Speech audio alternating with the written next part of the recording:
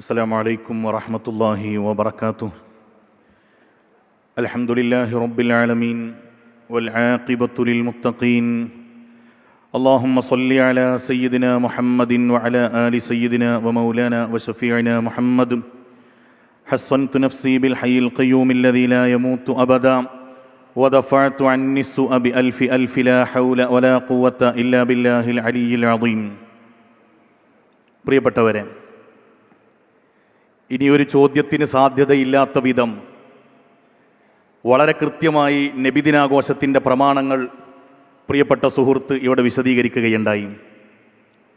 വിഷയാവതരണത്തിൽ പറഞ്ഞതിനെ അക്കമിട്ട് നിരത്തി ഗണ്ണിക്കുകയും വിശുദ്ധമായ ഖുർആനിൻ്റെ ആയത്തിന് വിരുദ്ധമാണ് ഇവരുടെ വാദമെന്ന് വളരെ സരസമായി ഇവിടെ അവതരിപ്പിക്കപ്പെടുകയും ചെയ്തു. അൽഹംദുലില്ലാ, ഇങ്ങനെ തന്നെയാണ് വിഷയാവതരിപ്പിക്കേണ്ടത്. വളരെ സന്തോഷമുണ്ട്. വിഷയാവതരണത്തിൽ നിങ്ങൾ ഉദ്ധരിച്ചതിനെ വിശുദ്ധമായ ഖുർആനിൻ്റെ ആയത്തുകൊണ്ടും തഫ്സീർ ഉദ്ധരിച്ചുകൊണ്ട് കൃത്യമായി ഇവിടെ ഗണ്ണിക്കപ്പെട്ടിരിക്കുകയാണ്.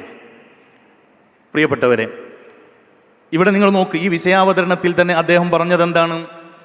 വിശുദ്ധമായ ഖുർആനിലെ ആയത്ത് നബിദിനാഘോഷത്തിന് തെളിവായി വിശുദ്ധമായ ഖുർആനിൻ്റെ ആയത്ത് ഓതുമ്പോൾ അത് സ്വഹാബത്തിന് പരിചയമുണ്ടോ? അത് താബിഈങ്ങൾക്ക് പരിചയമുണ്ടോ? സ്വഹാബത്തിനും താബിഈങ്ങൾക്കും പരിചയമില്ലെങ്കിൽ അത് ശരിയല്ല എന്ന് വരുത്തി തീർക്കാനുള്ള വിഫലമായ കുടില കുതന്ത്രമാണ് ഇവരുടെ വിഷയാവതരണത്തിലൂടെ ഇവർ നടത്തിയത്. എന്നാൽ വളരെ ശ്രദ്ധയോടുകൂടെ നിങ്ങൾ കേൾക്കണം. നമ്മൾ നബിദിനാഘോഷവുമായി ബന്ധപ്പെട്ട് ആയത്തുകളും ഹദീസുകളും ഓതുമ്പോൾ ബഹുമാനപ്പെട്ട ഇമാമുമാർ അതിനെ കൃത്യമായി വിശദീകരിക്കുമ്പോൾ നിങ്ങൾ കേട്ടല്ലോ, മഹാന്മാരായ ഇമാമുമാർക്കെതിരെയാണ് നഊദു ബില്ലാഹ് എന്ന് പറഞ്ഞത്. ഡസൻ കണക്കിന് ഇമാമുമാർ, അമീറുൽ മുഅ്മിനീന ഫിൽ ഹദീസ് എന്ന അപരനാമത്തിൽ അറിയപ്പെടുന്ന ഹാഫിദുൽ അസ്ഖലാനി അടക്കമുള്ള മഹാരഥന്മാരായ ഇമാമുമാർക്ക് നേരെയാണ് ഇത്തരം വിദണ്ഡവാദങ്ങൾ. ഇനി ശ്രദ്ധിക്കുക, ചോദ്യം നിങ്ങൾ ശ്രദ്ധിച്ചു കേൾക്കണം.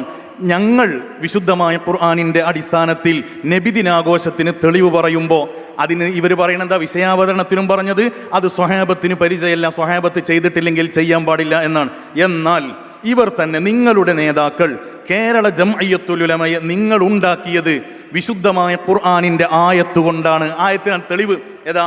വൽതകും മിൻകും ഉമ്മത്തുൻ യദ്ഊന ഇലൽ ഖൈരി വയഅ്മുറൂന ബിൽ മഅറൂഫ് എന്ന ആയത്ത് ഓതിയിട്ട് ഇവർ നമ്മൾ ഓതുമ്പോൾ പറയും ഫല്യഫറഹു, അത് അമ്രല്ലേ, അത് വുജൂബിനല്ലേ എന്നൊക്കെയാണ് ഇവർ പരിഹസിക്കാറുള്ളത്. ഇനി നോക്കുക, ഈ ആയത്ത് തെളിവാക്കിയാണ് നിങ്ങൾ സംഘടന രൂപീകരിച്ചത് എന്ന് നിങ്ങളുടെ അൽമനാറു തന്നെ തെളിയിക്കുകയാണ്. നിങ്ങളുടെ അൽമനാറിൽ വളരെ കൃത്യമായി അതിൻ്റെ ഒറിജിനൽ കോപ്പി അവിടെ ഞങ്ങളുടെ കയ്യിലുണ്ട്. നിങ്ങളുടെ അൽമനാറിൽ വളരെ കൃത്യമായി ഈ ആയത്ത് ഓതിയിട്ടാണ് ഇവർ സംഘടനയുണ്ടാക്കാനുള്ള തെളിവ് പറഞ്ഞത്. ഇത് ഏത് സ്വഹാബി പറഞ്ഞു? ഇത് താബിഈങ്ങൾ പറഞ്ഞോ? അൽഹംദുലില്ലാ. ഏതായിരുന്നാലും എനിക്കിപ്പോൾ തോന്നിയത് നമ്മളെ വിശദീകരണം മൂപ്പരെ ഏൽപ്പിച്ചാൽ മതി എന്നതാണ്. എന്താണോ നമ്മൾ സ്ഥാപിക്കാൻ ശ്രമിച്ചത് അത് തന്നെയാണ് ഇപ്പോൾ മൂപ്പര് സ്ഥാപിച്ചത്. ഇനി ആകെ എന്ത് തർക്കമുള്ളൂ? നബിയുടെ കാലത്ത് ഇല്ല, സ്വഹാബിക്ക് പരിചയമില്ല, താബിഈക്ക് പരിചയമില്ല എന്ന് നോക്കിയപ്പോൾ എന്തായാലും ഇത്തിഫാക്കായി. അത് ഓർക്കും പ്രശ്നമില്ല. ഈ ഇല്ലെങ്കിലും കുഴപ്പമില്ല എന്നാണ് ഇപ്പോൾ പറയേണ്ടത്. ഞങ്ങൾ പറഞ്ഞത് ഇല്ലെങ്കിൽ കുഴപ്പം തന്നെയാണ് എന്നാണ്. ഇതാണ് ഇപ്പോൾ അടിസ്ഥാന തർക്കം. അപ്പോൾ നിങ്ങൾ പകുതി മുജാഹിദായി, ലേശം കൂടി ആയാൽ ശരിയാവും. അപ്പോൾ എന്തായിരുന്നാലും ആ കാര്യത്തിന് തർക്കമില്ലല്ലോ. സഹാബികൾ ചെയ്തിട്ടില്ല, താബിഈങ്ങൾ ചെയ്തിട്ടില്ല, താബികൾ ചെയ്തിട്ടില്ല, ഇത് തർക്കമില്ലല്ലോ. അത് നിങ്ങൾ സമ്മതിക്കുന്നു. അത് ഇല്ലെങ്കിലും കുഴപ്പമില്ല. ആസാറൊന്നുണ്ട് എന്നാ, ആസാറ് മുസ്ലിം നബിയെ ഉണ്ടാക്കാൻ തെളിവല്ല. അത് ഈ മുഖാമുഖം അടക്കം, ഈ സംവാദം അടക്കം ആ ആസാറിൽ പെടും. നിയ്യത്ത് ശരിയാണെങ്കിൽ. നിയ്യത്ത് മോശമാണെങ്കിലോ ആസാറും സയ്യയിലും പെടും. അതാണ് ആസാറ്. അല്ലാതെ നിങ്ങൾക്ക് ഉള്ള ഇബാദത്തൊക്കെ ഉണ്ടാക്കാൻ തെളിവല്ല ആസാറ്. മൻ സന്നഫിൽ ഇസ്ലാമി സുന്നത്തൻ ഹസന എന്നാൽ എന്താ? ഇസ്ലാമിൽ മോശമായ സുന്നത്തുണ്ടപ്പോൾ സുന്നത്തൻ സയ്യാന്ന് അപ്പുറത്തുണ്ടല്ലോ. അപ്പോൾ സുന്നത്തിലുണ്ട് സയ്യത്ത്. എവിടുന്ന മുസ്ലിങ്ങൾക്ക് മനസ്സിലായി? ഇതാണോ സംവാദം? ഇതിനൊന്നും ആവശ്യം. പിന്നെ സംഘടന ഉണ്ടാക്കാൻ തെളിവ് ഈ ആഴ്ച അത് ആരെ പറഞ്ഞു? ഇവിടെ സംഘടന അല്ല വിഷയം. ഇവിടെ ആ സംഘടന കാട്ടിക്കൂട്ടാൻ ഈ ഖുറാഫാത്ത വിഷയം. അതാ ഇവിടെ വിഷയം. സംഘടന ഉണ്ടാക്കിയിട്ട് ഈ ഉമ്മത്തിനെ മൊത്തം ശിർക്കിലേക്കും ഖുറാഫാത്തിലേക്കും കൊണ്ടുപോകണ്ടല്ലോ. ആ ശിർക്കും ഖുറാഫാത്തും എവിടുന്ന് കിട്ടി? അത് ദീനിലുണ്ടോ? അതാ വിഷയം ഇവിടെ. അല്ലെ സംഘടന ഉണ്ടാക്കൽ ഒരു ഇബാദത്താണെന്ന് നമ്മളാരും പറഞ്ഞിട്ടില്ല. നബിദിനാഘോഷം ഇബാദത്താണ് ഞങ്ങളുടെ വാദം. അതുകൊണ്ട് ചർച്ച ഇവിടെ. സംഘടന ഉണ്ടാക്കൽ ഒരു ഇബാദത്താ പറഞ്ഞിട്ടില്ല. സംഘടന ഉണ്ടാക്കാൻ ആമായ തെളിവ് മതി. ആ തെളിവാണ് ഈ ആയത്ത് വൽതകും മിൻകും ഉമ്മ. നിങ്ങളുണ്ടായിക്കോടി, നമ്മൾ ചോദിച്ചിട്ടില്ലല്ലോ. നമ്മുടെ വാദം എന്താ? സമസ്ത എന്ന സംഘടന വിദേഹത്താണ് എന്നാണോ വാദം? അല്ലല്ലോ. അത് തർക്ക വിഷയമേ അല്ല. നിങ്ങൾക്ക് ദീനും അതേപോലെ ദുന്യാവും കൂടി മിക്സ് ചെയ്തു. അത് നിങ്ങൾക്ക് പഴച്ചത്. നിങ്ങളെ സ്വന്തം വക അർത്ഥം വെച്ചു, അവിടെ പഴച്ചപ്പോൾ ആസാറവും നിങ്ങളെ വക അർത്ഥം വെച്ച് കൊണ്ടുപോയി. മൻ സന്ന സുന്നത്തൻ ഫിൽ ഇസ്ലാമി, അത് നിങ്ങളെ വകണ്ടാക്കി കൊണ്ടുപോയി ആശയം. ഞാനൊരിക്കലും ഒറ്റ ഇമാമിനെയും കുറിച്ച് അവരങ്ങനെ വ്യാജമായി പറഞ്ഞത് പറഞ്ഞിട്ടില്ല. ഞങ്ങൾ കേട്ടത് പഴിച്ചതായിരിക്കാം, അഊദു ബില്ലാഹ് എന്ന് പറഞ്ഞത് ഒരു ഇമാമിൻ്റെ പേരിലല്ല. നിങ്ങൾ കേട്ടത് പിഴച്ചതായിരിക്കാം എന്ന് നിങ്ങളെപ്പറ്റി എനിക്ക് സൽവിചാരം വെച്ച് പുലർത്തുന്നു. ഞാനങ്ങനെ പറഞ്ഞിട്ടില്ല. നേരെ മറിച്ച് ഈ ആയത്തും ഹദീസും ഒക്കെ ഉണ്ടായിട്ടും മുൻഗാമികൾ നബിദിനം ആഘോഷിച്ചില്ലെങ്കിലും ആയത്തുണ്ട് എന്ന് പറയുകയാണെങ്കിൽ അവരൊക്കെ ഈ ആയത്ത് പ്രാവർത്തികമാക്കിയില്ല എന്ന് പറയേണ്ടി വരും. അത് പറയാൻ പറ്റില്ല, അഊദു ബില്ലാഹ് എന്നാണ് പറഞ്ഞത്. വേണമെങ്കിൽ വിഷയം നമ്മൾ എഴുതി കൊടുക്കുന്നുണ്ട്, നിങ്ങൾ കൈമാറിത്തരാം. നിങ്ങൾ കേട്ടത് പഴിച്ചതായിരിക്കാം, ഞങ്ങൾ ആക്ഷേപിക്കുന്നില്ല. ഒരൊറ്റ ഇമാമിനെ കുറിച്ച് നമ്മൾ അങ്ങനെ പറയില്ല.